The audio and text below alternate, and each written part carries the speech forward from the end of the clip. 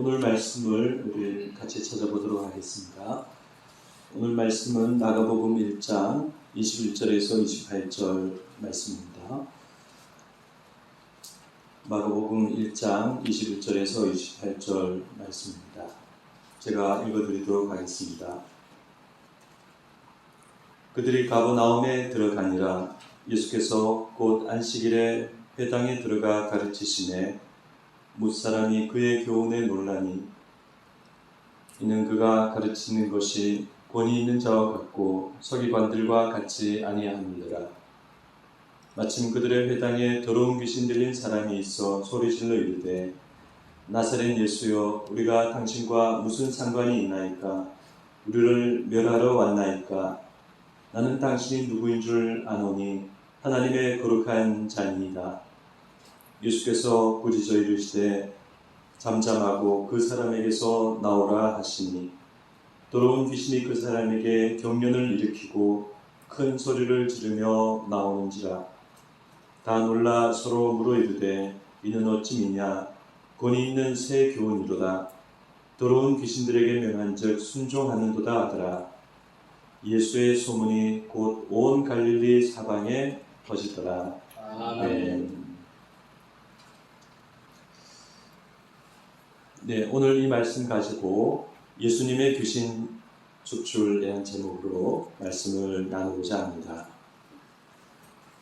우상과 신화와 미신과 문명이 지배하던 고대엔 악한 영과 귀신의 활동이 활발했습니다.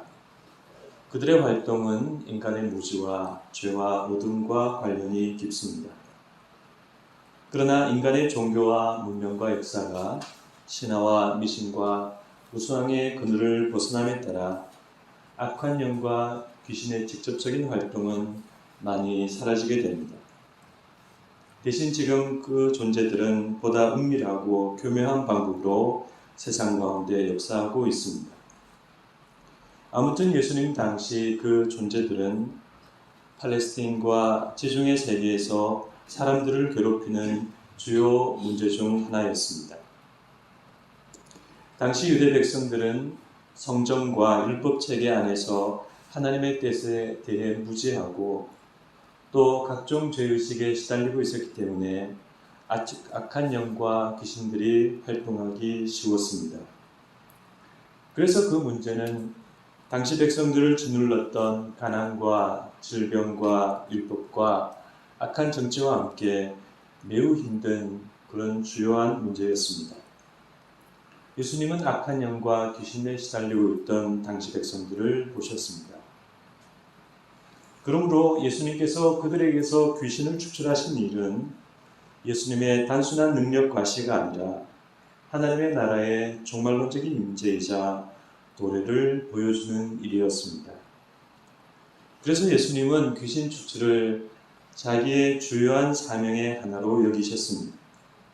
예수님은 귀신을 쫓아내신 후에 너희 가운데 하나님의 나라가 임하였느니라 라고 선포하셨습니다. 오늘 본문은 예수님께서 제자들과 함께 가버나움에 들어가셨다는 말씀으로 시작합니다. 그리고 예수님은 안식일에 그곳 회당에서 가르치시는 기회를 얻으시게 되는데 여기서 한 예기치 못한 사건이 일어나게 됩니다. 그런데 우리는 이 사건을 이해하기 위해서 우선 가버나움이라는 곳이 어떤 곳인지 먼저 알 필요가 있습니다. 대개 우리 생각에 가버나움은 갈릴리에 면한 작은 시골이 아닐까 그렇게 생각합니다. 그러나 사실은 그렇지 않습니다.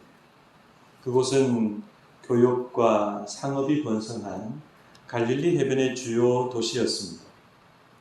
로마 군대가 파견되어 있고 세리와 세관도 있고 왕의 신하인 그 상주 공무원도 있었습니다. 인구는 추정컨대 약 1만 명 정도가 되지 않을까 생각합니다. 당시 예루살렘 인구가 약 5만 정도임을 감안하면 결코 작은 시골이 아닌 그런 엄연한 도시였습니다. 예수님은 이런 가버나움을 중심으로 사역을 하셨습니다. 그래서 우리는 예수님의 초기 사역이 갈릴리의 그런 도시적인 장소를 배경으로 이루어졌다는 것을 이해해야 하겠습니다. 한편 그 도시의 규모를 감안하면 그 중심에 있는 회당은 결코 작은 회당이 아니었습니다. 안식일에 모이는 성인 회중의 수는 수백 명 이상이었을 것입니다. 그리고 그런 가버나움 회당은 당연히 회당장을 비롯해서 회당 지도부에 의해 잘 통제되고 있었을 것입니다. 그러므로 예수님께서 안식일에 그런 회당의 초청을 받아서 가르치셨다는 사실은 많은 것을 시사합니다. 회당 지도부가 무명의 인사를 아무렇게나 세운 일은 없었을 것이기 때문입니다.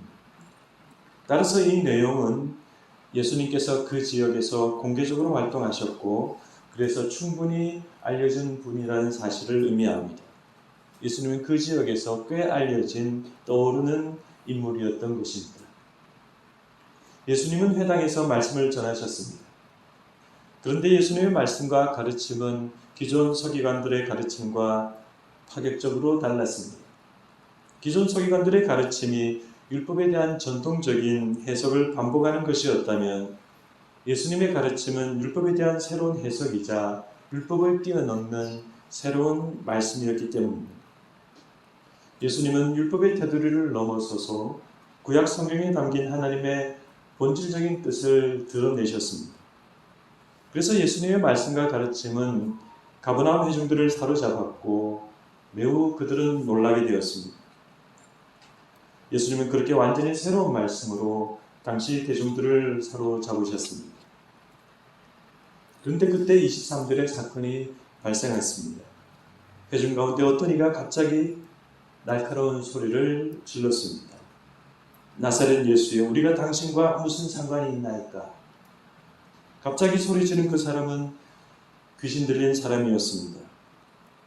그 사람이 귀신 들린 사실은 처음에 감춰져 있었습니다. 만약 그 사람이 거기서 진작부터 이상한 행동을 하고 있었다면 사람들이 대처를 했을 것인데 그렇지 않은 것을 보면 귀신은 그 사람 안에서 정체를 감추고 있었습니다. 그러나 귀신은 자신을 대적하는 강력한 능력자가 나타날 때 더 이상 정체를 숨기지 못합니다. 그래서 그 귀신은 예수님 앞에서 자신의 정체를 드러내게 되는데 그 귀신은 모두 세 마디의 말을 했습니다. 첫 번째는 나사렛 예수여, 우리가 당신과 무슨 상관이 있나이까입니다. 귀신이 예수님을 나사렛 예수라고 부른 것은 귀신이 예수님의 출신 지역을 말함으로써 내가 당신을 알고 있고 당신을 파악하고 있다는 뜻입니다. 그래서 우리가 당신과 무슨 상관이, 그리고 우리가 당신과 무슨 상관이 있나이까 라는 말은 쉽게 말해서 상관하지 말고 물러가라는 말입니다. 귀신은 지금 방어 기제를 작동하고 있고 예수님에 대해 저항과 반발을 하고 있습니다. 귀신의 저항과 반발은 두 번째 말로 이어집니다. 우리를 멸하러 왔나이까? 귀신은 자신들을 향한 예수님의 궁극적인 목적과 의도를 드러냄으로써 계속 저항과 반발을 하고 있습니다. 귀신의 세 번째 말은 나는 당신이 누구인 줄 아노니 하나님의 거룩한 자니이다. 여기서 귀신이 예수님을 이렇게 말하는 것은 결코 예수님을 찬양하거나 칭송하는 것이 아닙니다. 이것은 예수님의 정체에 대한 자신의 지식을 드러내므로 예수님을 제압하려고 하는 의도이라고 볼 수 있습니다. 이와 같은 귀신의 저항과 반발과 제압 시도에 대해서 예수님이 이렇게 말씀하셨습니다. 잠잠하라. 그리고 그 사람에게서 나오라. 여기서 잠잠하라는 말은 피모세티인데 이 말은 단순하게 조용하게 되라는 의미가 아니라 묵기라, 결박되라 라는 의미를 가지고 있습니다. 이 말은 일상적으로 쓰이기도 하고 또 전문적으로 마술사나 마법사에 의해 쓰이기도 했습니다. 그래서 어떤 학자는 이것을 일종의 주문이 아닐까 그렇게 생각을 하기도 합니다. 그러나 예수님의 이 말씀을 주문으로 보기는 어렵습니다. 여기서 우리는 예수님께서 귀신을 쫓아내시는 모습과 방법이 당시 마법사나 귀신 축술자들과 얼마나 달랐는지를 비교해서 알 필요가 있습니다. 첫 번째로 예수님은 귀신 축출에 있어서 특정한 도구나 특정한 말이나 주문을 사용하지 않으셨습니다. 고대 이집트나 바빌론 문헌들을 보면 또 유대 랍비 문헌들을 또 보면 여러 도구나 주문들이 등장합니다. 머리카락, 매듭, 나뭇가지, 야자나무 가시, 사람의 젖, 부적, 타다 남은 재, 설익은 올리브에서 짠 기름, 물이 담긴 대접. 그리고 그들은 귀신을 축출할 때 향을 피우고 음악을 연주하고 특정한 주문을 내고 특정한 소리를 내기도 합니다. 그러나 예수님의 경우 그런 도구나 주문이 전혀 없으셨습니다. 단지 귀신을 향해 일상적인 말로 나오라라고 명령하셨습니다. 두 번째로 예수님은 따로 기도를 하시거나 외부의 권능이나 이름을 언급한 적이 없었습니다.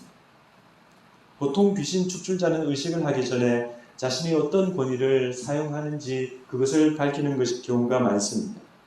나는 누구의 사제이며 마법사이다. 나는 누구의 사자이다. 위대하신 누구께서 나를 지금 여기 보내셨다. 그러나 예수님은 오직 자신의 권위와 능력으로 귀신을 물리쳤습니다. 그래서 이상과 같은 예수님의 귀신 축출을 지켜본 당시 사람들은 예수님을 마법사나 마술사로 부르지 않았습니다. 사람들이 보기에 예수님은 귀신을 물리치는 전혀 새로운 유형의 인물이었습니다. 이렇게 예수님은 그 회당에 있는 귀신을 물리치셨습니다. 더러운 귀신은 경련과 큰 소리를 일으키고 그 사람에게서 빠져나갔습니다. 그러자 그날 회당에 있던 수많은 사람들이 정말 놀라게 되었습니다. 자신들이 그동안 알았던 귀신 축출의 방법과는 전혀 다른 방식으로 또 매우 권위 있는 방식으로 그것이 이루어졌기 때문입니다. 우리는 당시 사람들이 예수님의 탁월한 권위에 놀라는 이 장면을 오늘날의 시각이 아니라 그때 당시의 시각으로 보아야 하겠습니다. 정말 놀라운 분이 나타나신 것입니다. 그런데 그것은 우리가 오늘날의 시각으로 봐도 여전합니다.